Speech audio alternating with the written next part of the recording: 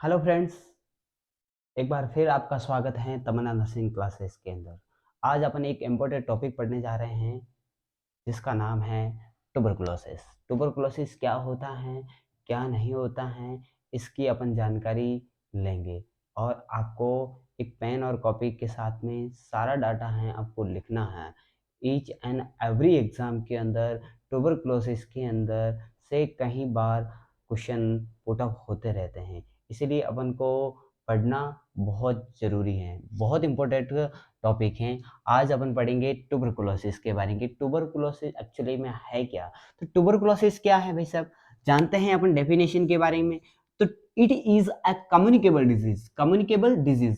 Communicable disease क्या होती है आप सब जानते हैं। कम्युनिकेबल डिजीज का मतलब होता है कि one person to another person spread हो रही है भाई साहब। एक पर्सन से दूसरे पर्सन के अंदर क्या हो रहा है, स्प्रेड हो रही है। कैसे हो रही है सर, आपकी जो भी रेस्पिरेटरी इन्फेक्शन हो रहा है, रेस्पिरेटरी के अंदर से आपकी जो भी प्रॉब्लम्स हैं भाई साहब, जैसे कि स्नीजिंग है, कफिंग है, लाफिंग है, टॉकिंग है, उससे क्या होता है, जो टीनी ड्रॉपलेट्स होते हैं, छोटे छोटे जो ड्रॉपलेट होते हैं, एक हेल्दी इन्वायरमेंट में, जैसे मेरे को टीबी हो रखी है और मैं किसी पर्सन के कांटेक्ट में आ जाता हूँ जिससे जोर से मैंने क्या किया बोला, या फिर मेरी जो बोलने से भी क्या होगी, जो मेरा जो ड्रॉपलेट्स थी वो एक हेल्दी इन्वायरमेंट में के अंदर आ गई। जैसे कि एक जो पर्सन था उसके कांटेक्ट में आ गया, और पर्सन कांटेक्ट में आते ही जो बैक्टीरिया था वो क्या हो गया, ट्रांसफर हो गया, और उसको भी लीड कर देगा कौन, क्या, टीबी। आया समझ में। तो कम्युनिकेबल का मतलब होता है कि one person to another person spread होने वाली डिजीज। ठीक है भाई साहब। कोज भाई, कोज किससे फैल किससे रही है, माइकोबैक्टीरियम ट्यूबरकुलोसिस है। ये भाई साहब आपको इंपॉर्टेंट है, बहुत जरूरी है। माइकोबैक्टीरियम ट्यूबरकुलोसिस नाम का एक बैक्टीरिया होता है भाई साहब। क्या होता है, बैक्टीरिया होता है, और उसके थ्रू क्या हो रही है, ये टीबी है वो फैल रही है भाई साहब। कैसे फैल रही है वो अपन आगे देखते हैं भाई साहब। ठीक है, कि माइकोबैक्टीरियम ट्यूबरकुलोसिस नाम का एक बैक्टीरिया होता है, वो responsible for the tuberculosis. Tuberculosis के लिए रेस्पॉन्सिबल पर्सन ये है, ये मान के चलो आप तो, कि ट्यूबरकुलोसिस के लिए ये वैसा बैक्टीरिया है वो बहुत खतरनाक बैक्टीरिया है। ठीक है, and which is and acid fast bacilli भी इसको बोला जाता है। आया समझ में। अब आता है कि भाई साहब आप किस नाम से, दूसरे नाम से भी जानते हैं, barometer of the social welfare. Tuberculosis को बैरोमीटर ऑफ सोशल वेलफेयर के नाम से भी जानते हैं, व्हाइट डेथ के नाम से भी जानते हैं, और रॉबर्ट कोच के नाम से भी जानते हैं।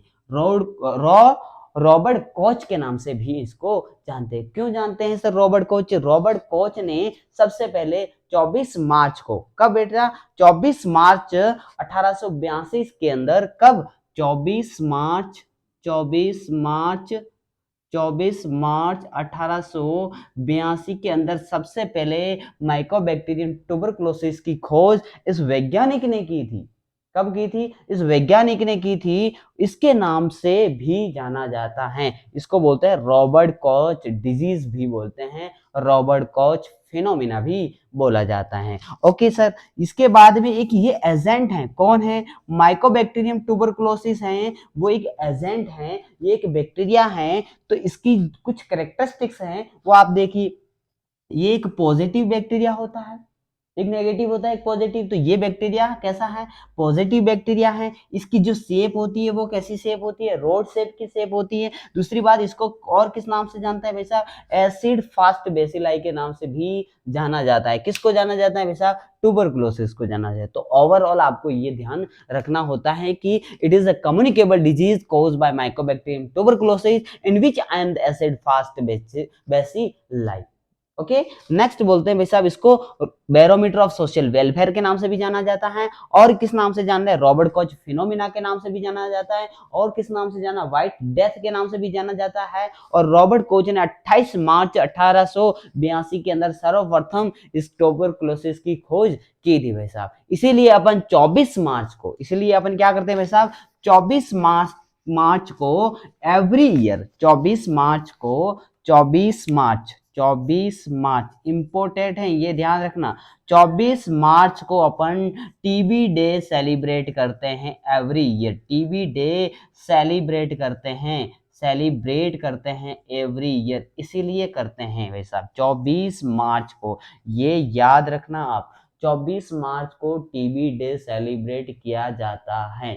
ओके, इतना आपको ध्यान रखना है। ओके, चलो अब देखते हैं कि ये फैलता कैसे है, फैलता कैसे है। तो फैलेगा भाई साहब, ये बैक्टीरिया है तो बैक्टीरिया भाई साहब फैलेगा ही जरूर, एक जगह से दूसरी जगह जाएगा तभी तो ये डिजीज कोज करेगा। जैसे भाई साहब एक जो पेशेंट होता है, जो जैसे मैं टीबी का पर्सन हूँ, मैं टीबी का पर्सन हूँ, ठीक है, और टीबी मेरे अंदर एक्टिव टीबी है, तो ये इसके अंदर इतनी कैपेसिटी होती है कि वो 10 लोगों को अफेक्ट कर सकता है। एक पर्सन, एक पर्सन 10 लोगों को अफेक्ट करने की हिम्मत होती है इस बैक्टीरिया के अंदर। किसके अंदर? बैक्टीरिया के अंदर। तो मोड ऑफ ट्रांसमिशन अपन पढ़ेंगे, क्या पढ़ेंगे? Mode of transmission. Mode of transmission ये कैसे स्प्रेड हो रहा है भाई साहब? ये भाई साहब हो रहा है किसके थ्रू हो रहा है? एयर के थ्रू।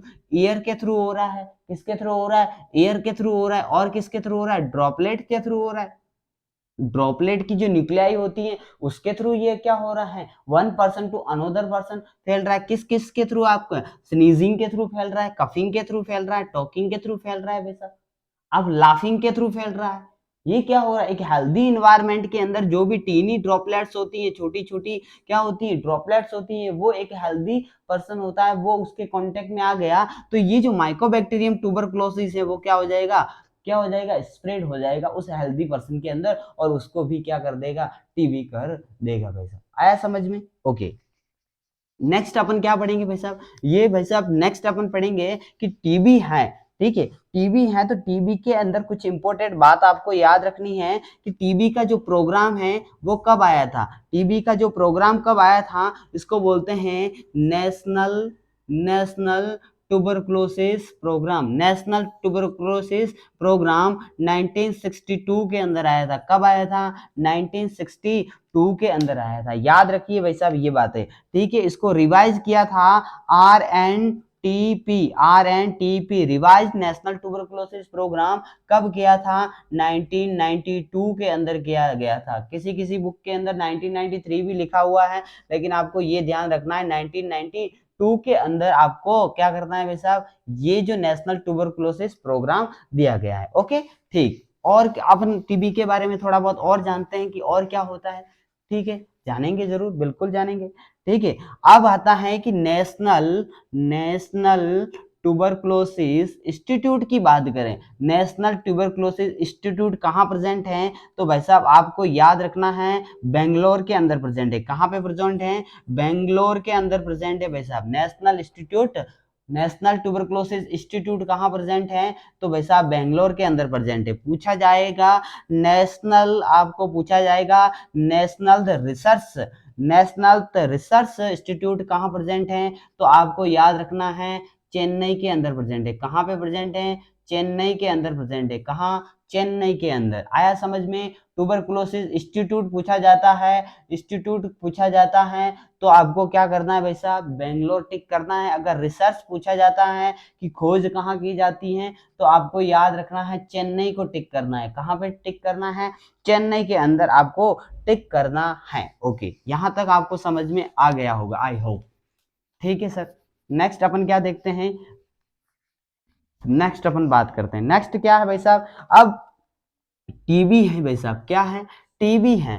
टीबी फैलती भाई साहब कैसे है? ड्रॉपलेट के थ्रू फैलती, एयरबॉर्न के थ्रू फैलती है भाई साहब। और ये फैल रही है, ठीक है, फैल रही है तो ये जो प्राइमरी प्राइमरी है, प्राइमरी किसको अफेक्ट करेगी? सबसे पहले अफेक्ट किसको करती है? किस ऑर्गन को करती है? तो अपना जो वाइटल ऑर्गन होता है लंग्स, किसको करेगी अफेक्ट? लंग्स को करेगी अफेक्ट। सबसे पहले ये टीबी होती है भाई साहब, टीबी का जो माइकोबैक्टीरियम ट्यूबरकुलोसिस है वो रेस्पिरेटरी ट्रैक्ट के थ्रू कहाँ पहुंच जाता है? लंग्स के थ्रू, लंग्स के अंदर पहुंच जाता है और ये लंग्स को अफेक्ट करती है। स्पेशली अगर पूछा जाए तो अपर लॉब होते हैं, अपर लॉब होते हैं, उसको ये क्या करती हैं? अफेक्ट करने का काम करता है। कौन? Mycobacterium tuberculosis. आया समझ में? ओके, यहां तक अगर समझ में आ गया तो ये दो टाइप की वैसा टीबी होती है, एक होती है प्राइमरी और एक होती है सेकेंडरी, क्या होती है? प्राइमरी। प्राइमरी का मतलब होता है कि ये लंग्स को अफेक्ट कर रही है। किसको कर रही है?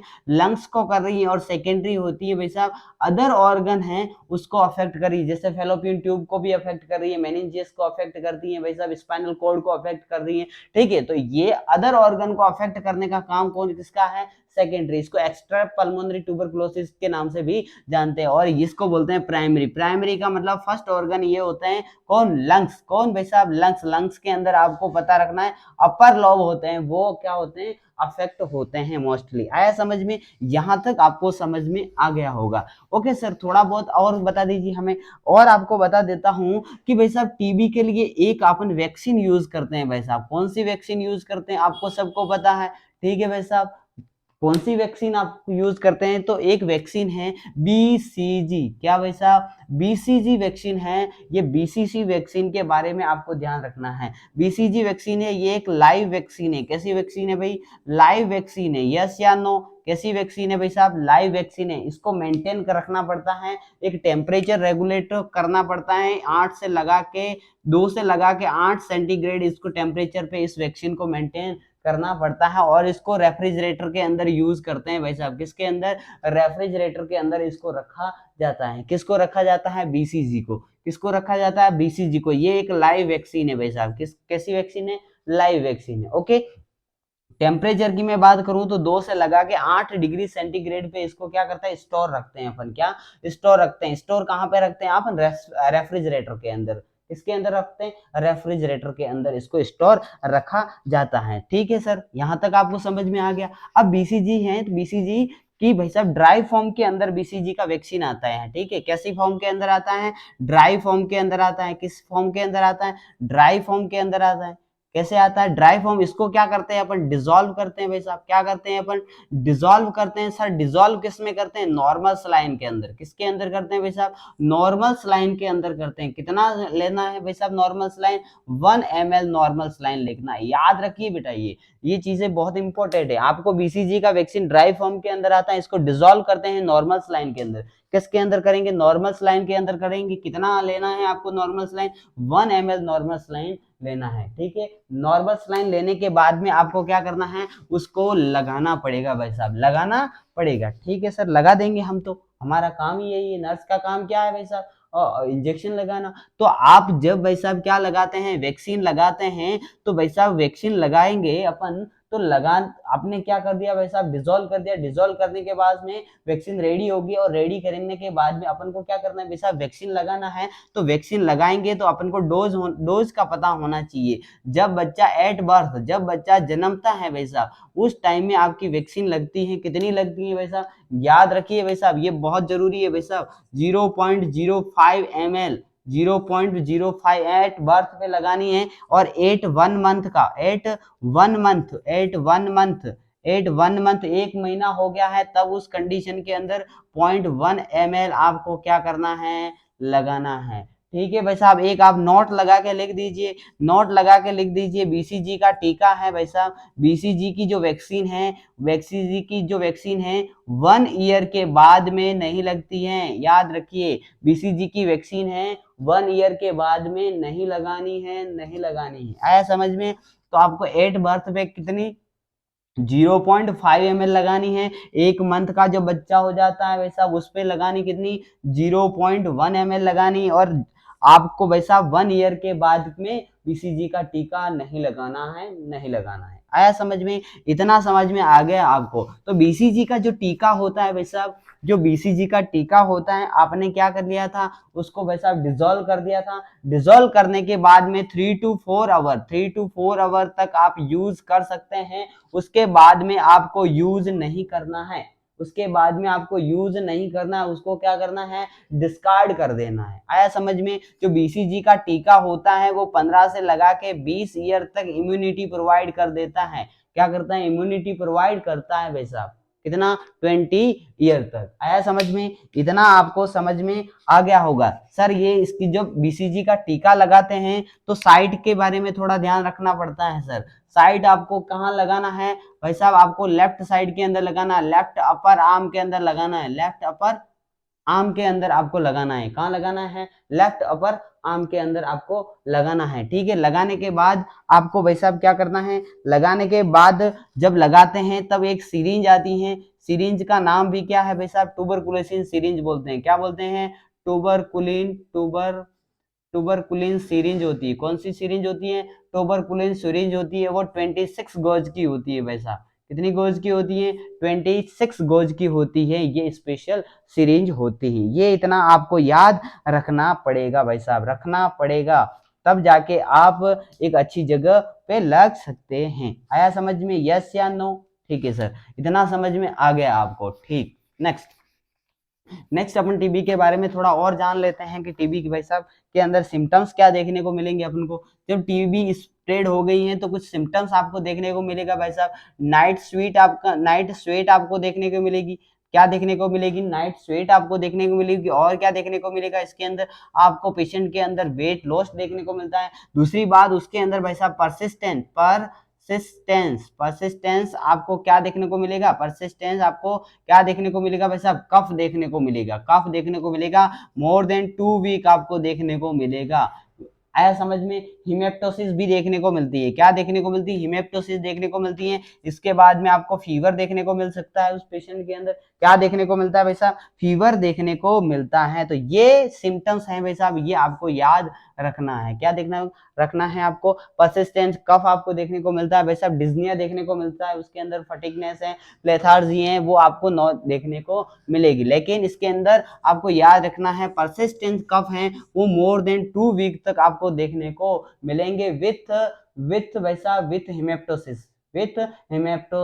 ये अर्ली साइन है। ये क्या है भाई साहब, अर्ली साइन पूछा जाए तो आपको ये याद रखना पड़ेगा भाई साहब। ओके सर, यहाँ तक आपने भाई साहब सिम्टम्स के बारे में जाना। सिम्टम्स के बाद में अपन जानने के बाद में अपन क्या कर देंगे, डायग्नोसिस करते हैं, कुछ डायग्नोसिस करते हैं। और डायग्नोसिस के अंदर आपको ध्यान रखना है, क्या ध्यान रखना है भाई साहब, डायग्नोसिस के अंदर एक आता है मॉन्टेक्स टेस्ट आता है भाई साहब। क्या आता है, मॉन्टेक्स टेस्ट आता है। मॉन्टेक्स टेस्ट आपको ध्यान रखना है। मॉन्टेक्स टेस्ट होता है भाई साहब वो स्क्रीनिंग टेस्ट होता है। कैसा टेस्ट होता है, स्क्रीनिंग टेस्ट होता है। याद रखिए भाई साहब, स्क्रीनिंग टेस्ट होता है। कैसा टेस्ट होता है, स्क्रीनिंग टेस्ट होता है। आया समझ में? ठीक सर, स्क्रीनिंग टेस्ट कौन से लेवल के अंदर आता है भाई साहब, सेकेंडरी लेवल के अंदर आता है। किसके अंदर आता है, सेकेंडरी लेवल के अंदर। तो मॉन्टेक्स टेस्ट आपको ध्यान रखना है। मॉन्टेक्स टेस्ट के अंदर आप क्या करेंगे,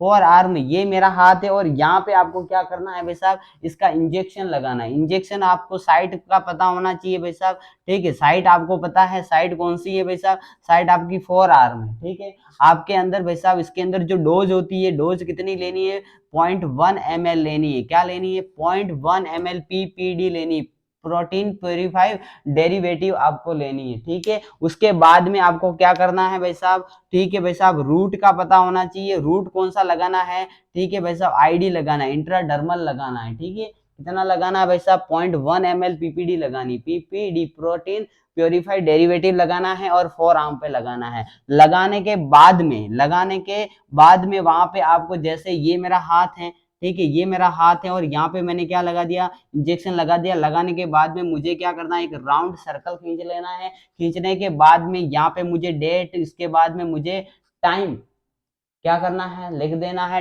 टाइम लिख देना है मुझे। ठीक है, डेट लिख देना है। डेट लिखने के बाद में वहां पे किसी भी प्रकार का आपको मसाज नहीं करनी है। याद रखिए, ये बहुत इंपॉर्टेंट है। अवॉइड मसाज आपको अवॉइड करना है, अवॉइड मसाज, अवॉइड रबिंग आपको नहीं करनी है वहां पे किसी भी प्रकार की। अवॉइड मसाज, आपको मसाज वहां पे नहीं करनी है, रबिंग वहां पे आपको नहीं करनी है। वहां पे आपको किसी भी प्रकार से आपको ऐसे दबाना भी नहीं है, पिंच भी नहीं करना, टच भी आपको नहीं करना है। ठीक है, तो वहां पे आपको देखने को क्या मिलेगा, आपको रेडनेस देखने को मिल सकती है भाई साहब। और क्या देखने को मिल सकता है भाई साहब, और देखने को मिल सकता है वहां पे आपको स्वेलिंग देखने को मिल सकती है। सर हम इसको कब डिटेक्ट करेंगे, डिटेक्ट करते हैं अपन 48 से लगा के 72 ओवर पे। कब करते हैं भाई साहब, 48 से लगा के 72 ओवर तक अपन करते हैं। एक अगर पूछा जाए तो आपको टिक करना है 72 आवर, आफ्टर 72 आवर अपन एनालिसिस करेंगे, किसको करेंगे, मॉन्टेक्स टेस्ट को करेंगे। इसको ट्यूबरकुलिन टेस्ट भी बोलते हैं, क्या बोलते हैं, ट्यूबरकुलिन टेस्ट के नाम से भी जाना जाता है। किसको जानते हैं अपन, ये मॉन्टेक्स टेस्ट को जानते हैं। इतनी बात आपको ध्यान रखनी पड़ेगी भाई साहब, रखनी पड़ेगी। लेकिन ये भाई साहब कंफर्मेटिव टेस्ट नहीं है, ये एक स्क्रीनिंग टेस्ट है, पता लगाने के लिए अपन ने किया है भाई साहब, ठीक है। Okay sir, okay. तो अपन जानेंगे कि ट्यूबरकुलोसिस का वैसे कंफर्मेटिव कौन सा डायग्नोसिस होता है। तो कंफर्मेटिव डायग्नोसिस अपन जानने के लिए अपन करेंगे भाई साहब, कौन सा टेस्ट करेंगे अपन, स्पुटम टेस्ट करेंगे। कौन सा, स्पुटम टेस्ट करेंगे, स्पुटम टेस्ट करेंगे। और sputum test is confirmative test होता है। कैसा होता है, कंफर्मेटिव टेस्ट होता है, कंफर्मेटिव टेस्ट होता है। यस या नो, कंफर्मेटिव टेस्ट अगर पूछा जाए तो भाई साहब कौन सा टेस्ट है, जैसे अपने एड्स के अंदर पूछा जाता है वैसा एलिजा टेस्ट होता है, ELISA test is screening test. और वेस्टर्न ब्लॉट टेस्ट होता है, वो एक कंफर्मेटिव टेस्ट होता है एडल्ट के अंदर। तो जैसे यहाँ पे भी ऐसा ही है सीन, ये जो मॉन्टेक्स टेस्ट होता है वो स्क्रीनिंग टेस्ट होता है। और स्पुटम कल्चर जो टेस्ट होता है, स्पुटम कल्चर टेस्ट होता है, वो क्या होता है वैसा, पॉजिटिव टेस्ट होता है, ठीक है सर। इसके अंदर अपन क्या करते हैं, स्पुटम लेते हैं। तो 3 डे, 1 डे, 2 डे और 3 डे, 3 डे तक आपको क्या करना है, 3 सैंपल लेने हैं स्पुटम के। कितने लेने हैं, 3 सैंपल लेने। और 2 सैंपल क्या होना चाहिए, पॉजिटिव आने चाहिए। 2 सैंपल अगर पॉजिटिव आते हैं तो भाई साहब 2 सैंपल अगर पॉजिटिव आते हैं तो उसको क्या हो गया है भाई साहब, टीबी हो चुका है। तो 1 ml के अंदर आपका जो बैक्टीरिया होता है वो 10,000 बैसिलाई प्रेजेंट होते हैं। कितने होते हैं, 10,000 बैसिलाई भाई साहब प्रेजेंट होते हैं। ट्यूबरकुलोसिस बैक्टीरिया इतना खतरनाक है, 1 ml के अंदर इतना होता है भाई साहब। तो आपको ध्यान रखना है कि आपको जब आप क्या करते हैं, जब आप ये स्पुटम लेते हैं तो स्पुटम लेना कब होता है, अर्ली मॉर्निंग। क्या लेना होता है भाई साहब, अर्ली मॉर्निंग। आपको क्या करना है, अर्ली मॉर्निंग आपको क्या करना है, स्पुटम लेना है। अर्ली मॉर्निंग स्पुटम लेना पड़ेगा। अगर अर्ली मॉर्निंग नहीं आएगा तो अवेक टाइम, जब जागो तब सवेरा, ठीक है। जब सवेरा होता है उस टाइम, अवेक टाइम पे भाई साहब, अवेक टाइम पे आपको क्या करना है, आपको उस पेशेंट को बोलना है डीप ब्रीदिंग ले और जोर से खांस, ठीक है। क्योंकि बलगम यहाँ पे भाई साहब अटका पड़ा है, वो चाहिए मुझे, ठीक है। वो लेना है, कब लेना है, अर्ली मॉर्निंग या अवेक टाइम पे लेना है, ठीक है। और आप लेंगे, 3 दिन तक टेस्ट करेंगे। और 2 अगर पॉजिटिव आ जाते हैं तो उसको बोलेंगे क्या, टीबी है वो कंफर्म हो चुकी है भाई साहब। क्या हो चुकी है, टीबी है वो कंफर्म हो चुकी है, ठीक है सर। उसके अंदर भाई साहब सीटी सीटी स्कैन भी करवा सकते हैं अपन। क्या करवा सकते हैं, सीटी स्कैन भी करवा सकते हैं। कहीं गॉन कॉम्प्लेक्स वगैरह तो नहीं बने हैं, वो भी आप देख सकते हैं। उसके बाद में अपन थोड़ा सा मैनेजमेंट के बारे में पढ़ लेते हैं, ठीक है। मैनेजमेंट के अंदर आपको ध्यान रखना है, डॉट्स थेरेपी देते हैं भाई साहब। कौन सी थेरेपी देते हैं, इसके अंदर डॉट्स थेरेपी दी जाती है। Dots therapy direct observe treatment short course, direct observe treatment short course के नाम से इसको जाना जाता है, ठीक है। इसके अंदर भाई साहब आपको क्या करना है, एंटी ट्यूबरकुलोसिस ड्रग देनी है, एंटी ट्यूबरकुलिन ड्रग देनी है। एंटी ट्यूबरकुलिन ड्रग्स हैं, उसके बारे में आपको थोड़ा आइडिया होना जरूरी है, ठीक है सर। हमको आइडिया होना जरूरी है तो बता दीजिए। सबसे पहले आते हैं रिफाम्सिन। कौन सी ड्रग आती है भाई साहब, रिफाम्सिन आती है, ठीक है। ये भाई साहब फर्स्ट लाइन ड्रग है। कौन सी लाइन ड्रग है, फर्स्ट लाइन ड्रग है, ठीक है, फर्स्ट लाइन ड्रग है, ठीक है सर। फर्स्ट लाइन ड्रग के अंदर आपको रिफाम्सिन आती है। सेकंड कौन सी आती है भाई साहब, आइसोनियाजाइड आती है। कौन सी आती है, आइसोनियाजाइड आती है। तीसरी कौन सी ड्रग है भाई साहब, पायराजीनामाइड, पायराजीनामाइड्स आती है भाई साहब, ठीक है भाई साहब। चौथी ड्रग्स आपको कौन सी आती है, इथाम्ब्यूटोल देते हैं। कौन सी देते हैं, इथाम्ब्यूटोल देते हैं, इथाम्ब्यूटोल देते हैं ड्रग्स। और पांचवी आती है भाई साहब स्टेप्टोमाइसिन आती है। कौन सी आती है, स्टेप्टोमाइसिन आती है। तो इसके बारे में आपको ध्यान रखना होता है। ये है फर्स्ट लाइन ड्रग। अगर ये फर्स्ट लाइन अपन ने रिफाम्सिन दी, रिफाम्सिन होती है भाई साहब सेफ होती है प्रेगनेंसी के अंदर। आया समझ में, ये बात आप ध्यान रखनी है, ठीक है। ये मैं आपको जो क्वेश्चन का सेगमेंट है वही बता रहा हूँ, ठीक है। सेफ होती है, कहाँ पे होती है, प्रेगनेंसी के अंदर सेफ होती है। लेकिन ये स्टेप्टोमाइसिन का एक इंजेक्शन आता है, और इंजेक्शन होता है भाई साहब, ये कॉन्ट्राइंडिकेशन है। ये भाई साहब कॉन्ट्राइंडिकेशन है किसके अंदर, प्रेगनेंसी के अंदर। प्रेगनेंसी के अंदर भाई साहब इसको नहीं देना है, प्रेगनेंसी के अंदर इसको अवॉइड करना है। किसको अवॉइड करना है भाई साहब, इसको अवॉइड करना है। स्ट्रेप्टोमाइसिन को प्रेगनेंसी के अंदर नहीं देते हैं, बताता हूं क्यों नहीं देते हैं, ठीक है। अब आता है जो रिफार्मसिन है, रिफार्मसिन का जो साइड इफेक्ट है भाई साहब, जो आपका यूरिन है वो यूरिन कैसा आएगा, रेड कलर का आएगा। कैसा आएगा, रेड कलर का यूरिन। जब आप रिफार्मसिन की टेबलेट ले रहे हैं तो उस टाइम में आपका यूरिन है वो कैसा आएगा, रेड कलर का आएगा। तो भाई साहब कोई दिक्कत जैसी बात नहीं है। बाबा जी दादाजी आए और कंप्लेन करने लग गए भाई साहब टेबलेट लेने के बाद में, और बोलेंगे कि भाई साहब यूरिन है वो तो लाल लाल आ रहा है, तो आपको बोलना है कि दादाजी ये ड्रग है वो काम करना शुरू कर दिया है। तो ठीक है सर। अब रिफार्मसिन है, रिफार्मसिन के अंदर यूरिन है वो रेड कलर का आता है, ठीक है, ये प्रेगनेंसी के अंदर सेफ है। तीसरी बात होता है आइसोनियाजाइड। कौन सी भाई साहब ड्रग, आइसोनियाजाइड। आइसोनियाजाइड क्या करती है, पेरीन्यूराइटिस करती है। क्या करती है भाई साहब, पेरीन्यूराइटिस करती है, पेरीन्यूराइटिस करती है भाई साहब। ये साइड इफेक्ट है इसका, पेरीन्यूराइटिस करती है। दूसरी बात भाई साहब आपको ध्यान रखना है, अगर इसकी भाई साहब टॉक्सिसिटी होगी तो विटामिन B6 देते हैं। क्या देते हैं, विटामिन B6 देते हैं। पायरिडॉक्सिन, इसको बोलते हैं, क्या बोलते हैं, पायरोडॉक्सिन बोलते हैं।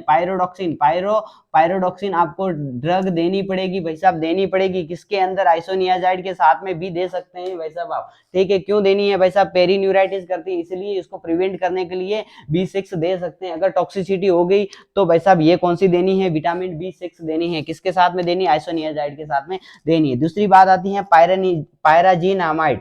पायराजीनामाइड होती है भाई साहब ये हेपेटिक, ये लीवर को खराब कर सकती है भाई साहब, हेपेटिक इफेक्ट लाती है। कैसे लाती है, हेपेटिक इफेक्ट लाती है भाई साहब, हेपेटिक इफेक्ट लाती है, ठीक है। इसके बाद आता है इथाम्ब्यूटोल। इथाम्ब्यूटोल बहुत इंपॉर्टेंट है, ये भाई साहब साइड इफेक्ट करती है, ऑप्टिक न्यूराइटिस करती है। क्या करती है, ऑप्टिक न्यूराइटिस करती है भाई साहब, याद रखिए। ऑप्टिक न्यूराइटिस करने का कौन करती है, इथाम्ब्यूटोल करती है भाई साहब। क्या करती है भाई साहब, ऑप्टिक न्यूराइटिस। जब भी आप ड्राइविंग कर रहे हैं भाई साहब, क्या कर रहे हैं, ड्राइविंग कर रहे हैं, ड्राइविंग करते ये टेबलेट खा ली, कितना, कौन सी, इथाम्ब्यूटोल। खाने के बाद में जो आपका जो रेड जोन है और आपका जो ग्रीन है उसके अंदर भाई साहब कलर को डिफरेंशिएट नहीं कर पाएंगे आदमी, जो भी ड्राइविंग कर रहा है। और ये ड्राइविंग करते टाइम में ये क्या करेगा, ड्राइविंग करते टाइम में रेड कलर, रेड और ग्रीन के अंदर भाई साहब डिफरेंशिएट नहीं कर पाएगा। तो उसको आपको एडवाइस देनी है कि भाई साहब ये इथाम्ब्यूटोल लेके ड्राइविंग नहीं करनी, अवॉइड कर देना भाई साहब, सीधी सी बात है, नहीं तो भिड़ा देगा कहीं पे भी।